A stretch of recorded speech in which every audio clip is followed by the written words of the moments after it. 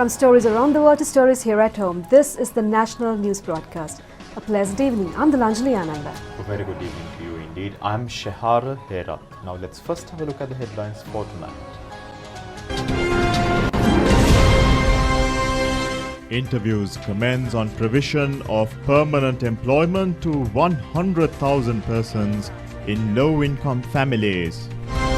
Sri Lanka officially withdraws from the Geneva co-sponsorship proposal. The President orders officials to grant justice to the fisheries industry as well as to the consumer.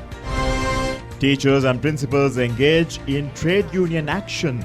The Education Minister reiterates to resolve the dispute through discussion.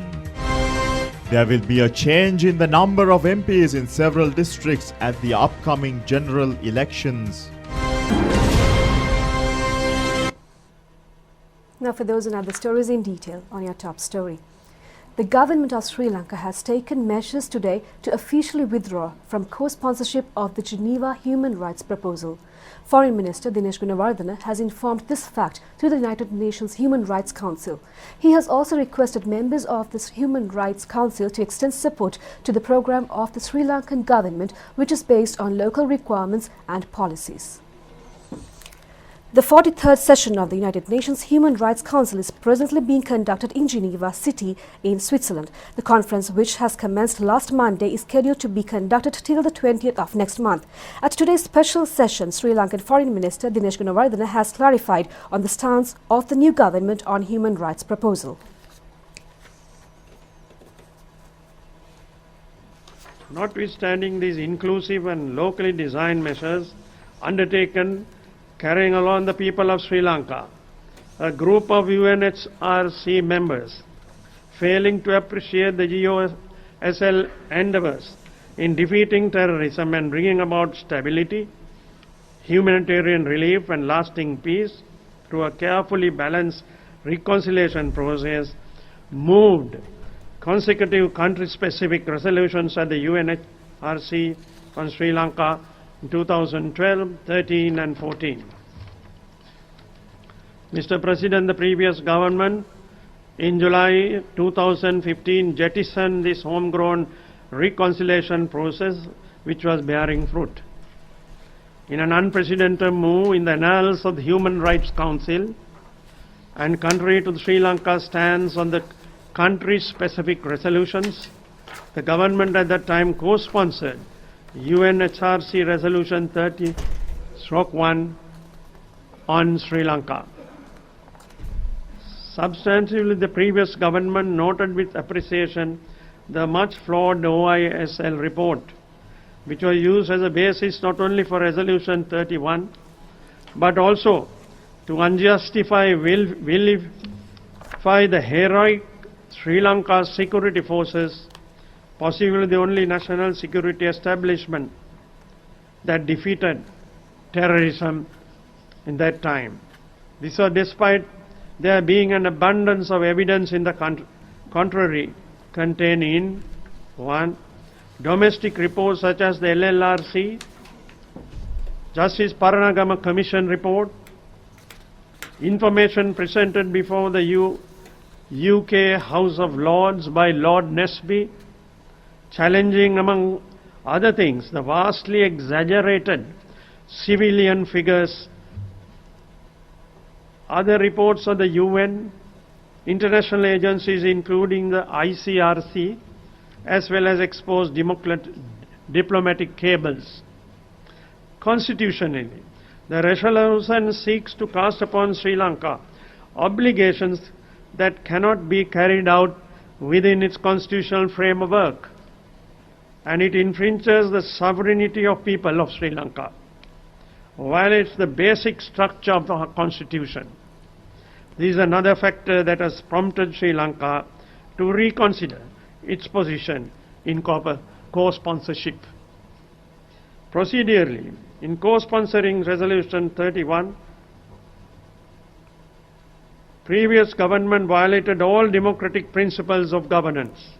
It declared support for the resolution even before the draft text was presented. It sought no cabinet approval to bind the country to deliver the dictates of an international body. There was no reference to Parliament on the process, undertaking and repercussions of such co-sponsorship.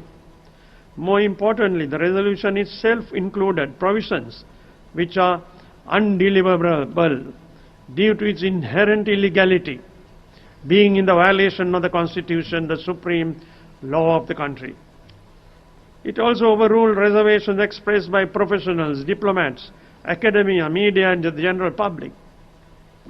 The then President Maithripala Sirisena also stated that he was not consulted on this matter.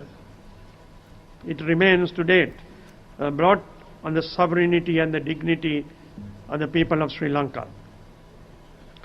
The commitments made bound the country to carry out this experiment, which was impractical, unconstitutional and undeliverable, despite strong opposition and evidence that many of the undertakings couldn't be carried out merely to please a few countries.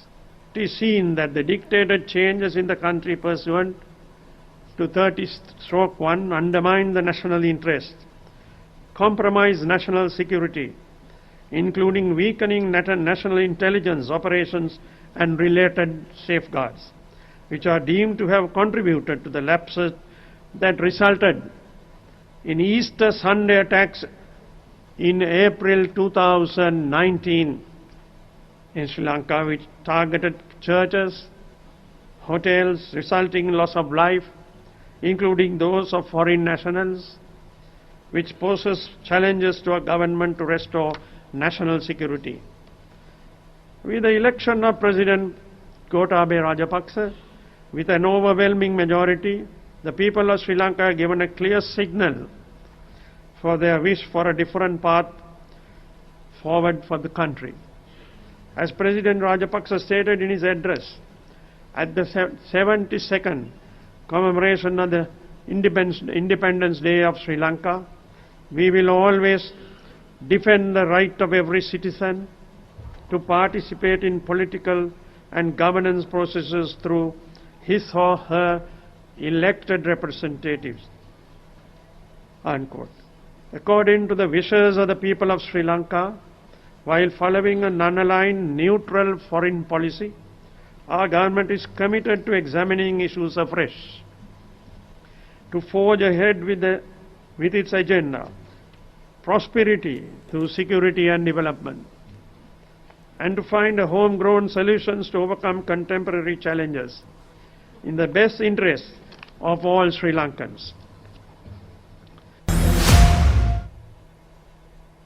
And now Prime Minister Mahinda Rajapaksa says that the Mahasangha should take the forefront to liberate the people from the menace of narcotics and religious conversions. He was addressing the National Convention of the Samastha Lanka Sasanarakshaka Balamandalaya.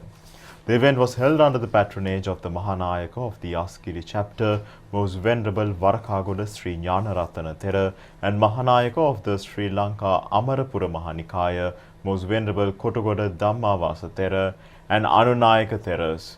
President Gotabaya Rajapaksa also was present on the occasion, and bhikkhus who are chairman and registrars of 324 Samastha Lanka Sasana Arakshaka Bala Mandalayas have also taken part in the event.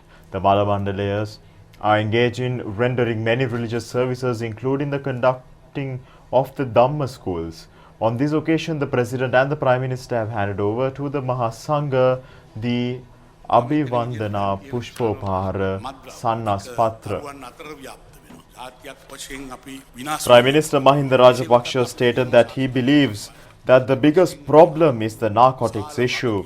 Drugs are being spread among children, paving the way for destruction of society. The Prime Minister added that Sri Lankans have a collective responsibility to save the children from this menace. The Prime Minister also stated that the other problem is forced religious conversions. He added that traditional Buddhist families have been gradually converted into other religions. The Prime Minister has also requested the Mahasangha to focus attention on this issue and to take cautious measures to alleviate this situation. President Gotabaya Rajapaksa has instructed officials this morning to accord opportunities for the consumer to purchase fish at fair price while safeguarding the fisheries industry. He made these observations at a discussion at the President's office to look into the problems faced by multi-day fishing craft owners. The President at the meeting has also reiterated the importance of taking measures through a committee comprising of exporter as well as the fishing craft owner in the drafting of new plans based on a policy on export marketing. Orders have also been given to halt immediately fishing using illegal methods. Representatives of fisheries societies have pointed out that export companies purchase only fish produce supplied through ships. They have lamented over the unavailability of a proper market to sell their output. The President has also instructed the authorities to resolve the dispute through short and long-term solutions. He has also pointed out the need to take further necessary measures through agreement of exporters as well as owners of vessels. The President has also ordered the officials of the Fisheries Corporation to intervene in the purchasing of fish harvest through the private sector as well, as a means of a professional solution to the problem. The President said that they could not allow the collapse of the fishing industry. This industry has to be safeguarded. He has sought the cooperation of the state officials to halt unfair practices in the industry and contribute for its development. The weaknesses in the methodology will have to be rectified.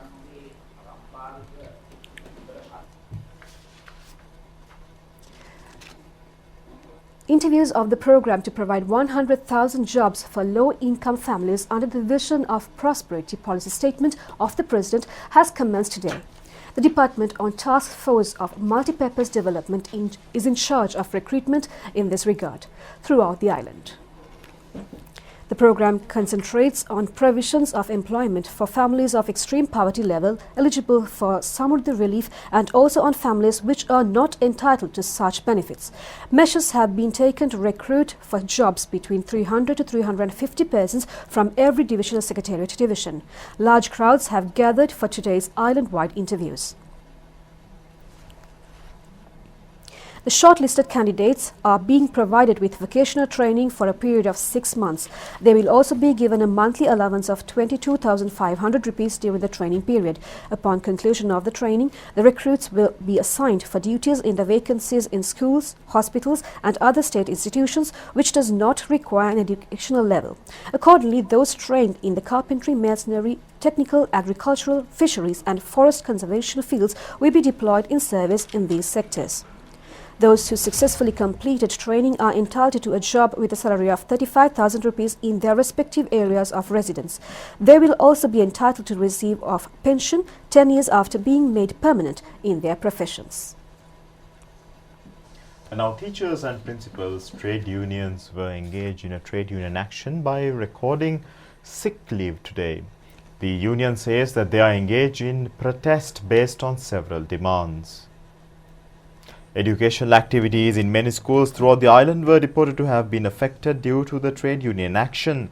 However, attendance of teachers and students in many schools have been reported to have been at a satisfactory level. But in certain instances, parents have brought their children back home due to absence of teachers.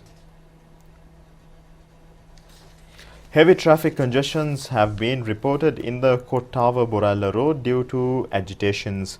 Heads of the trade union say that a decision has been taken to restrict duties from 7:30 to 1:30 p.m. tomorrow.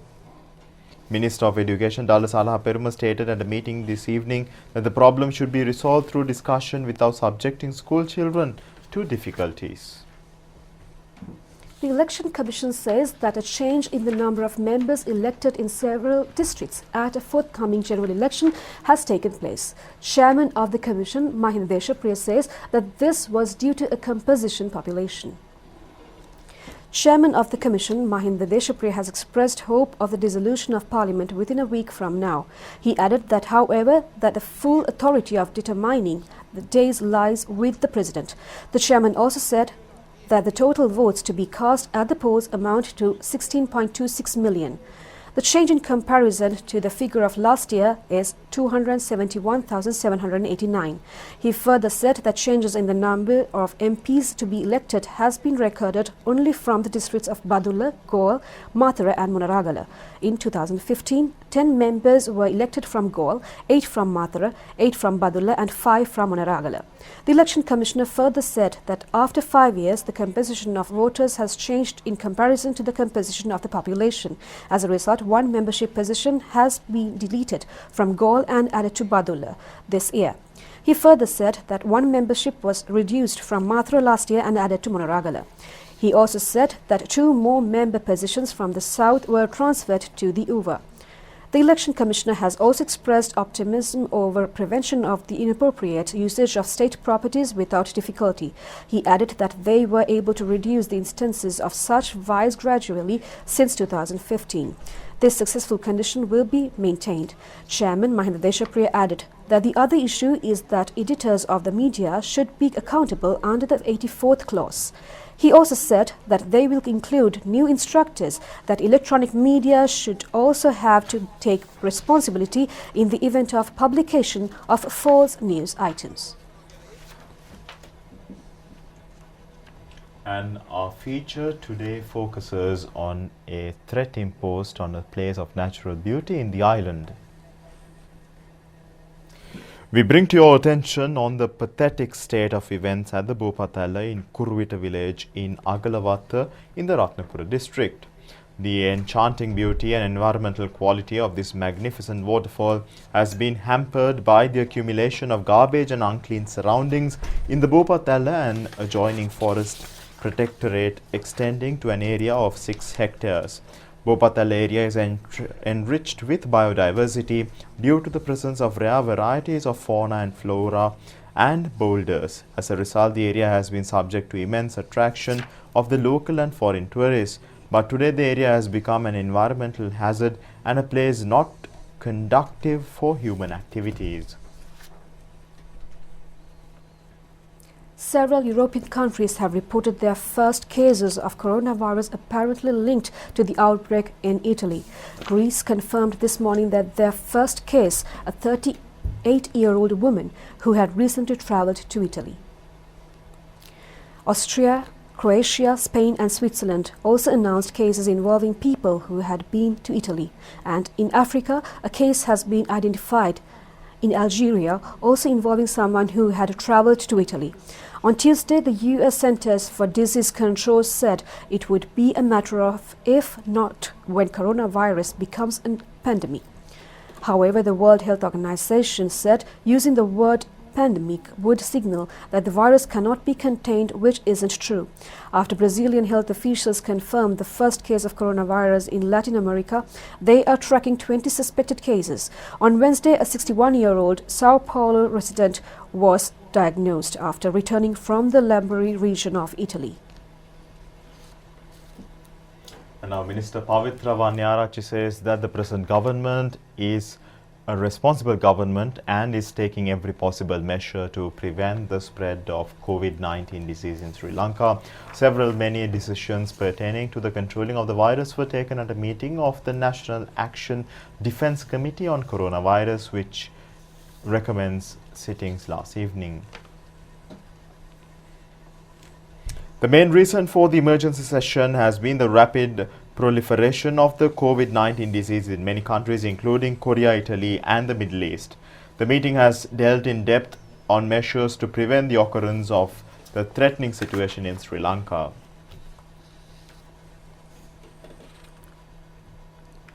Senior Deputy Solicitor General R.M. Sobhita Rajakarna was sworn in as Justice of the Court of Appeal today. The swearing-in took place at the President's office before President Gotabaya Rajapaksa.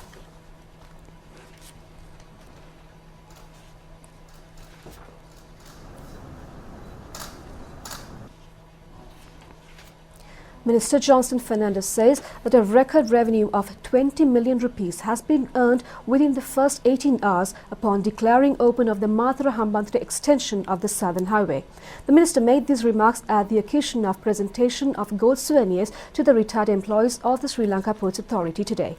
Prime Minister Mahinda Rajapaksa has presided over the ceremony at the Temple Trees. Presentation of gold souvenirs to port workers commenced in 2014 parallel to the 35th anniversary of the authority. However, the program has remained suspended since 2017. The present government has taken measures to restore the program to appreciate the services of port employees. At today's ceremony, 438 retired workers with a service period of 15 years or more were felicitated with golden awards. The Prime Minister has symbolically presented such souvenirs to the retired workers. A large gathering including State Minister Kanaka Herath and Chairman of the Ports Authority General Daya Ratnayaka were present at the occasion.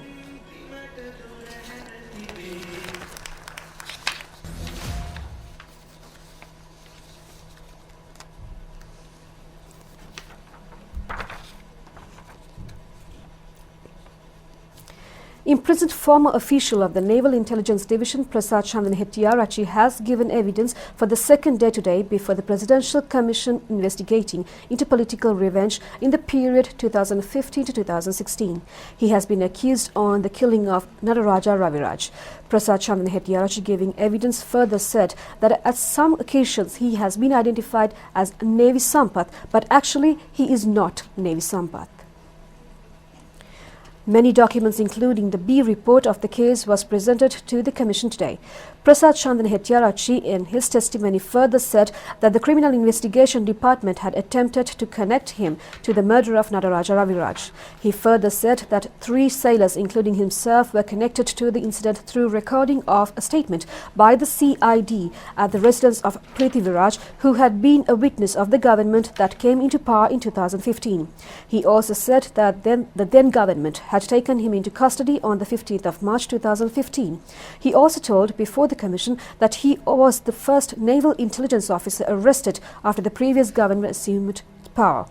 Prasad Chandan Hettiarachchi further said that due to identification of himself as Navy Sampath by the CID, he himself, his wife and children were subjected to inconvenience. He also told the Presidential Investigation Commission that he felt the CID was trying to portray through him a connection of then Defence Secretary Gotabaya Rajapaksa and the then Navy Commander Admiral Vasantha Karannagoda to the murder. The Commission, upon investigation of facts, has postponed further sitting till 10 a.m. on the 4th of next month.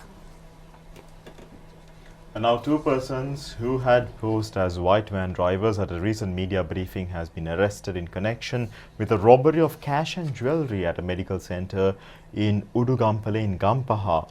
The theft was reported to have taken place on the 7th of this month. The Western Province Northern Crime Division has commenced investigations into a robbery of cash and gold items at the medical centre in Kahelbadda in Udugampala at night time by tying up the workers and pointing firearms at them. A sum of 4.59 million rupees were reported to have been robbed. The police has been successful in apprehending 6 suspects along with firearms and the loot last night.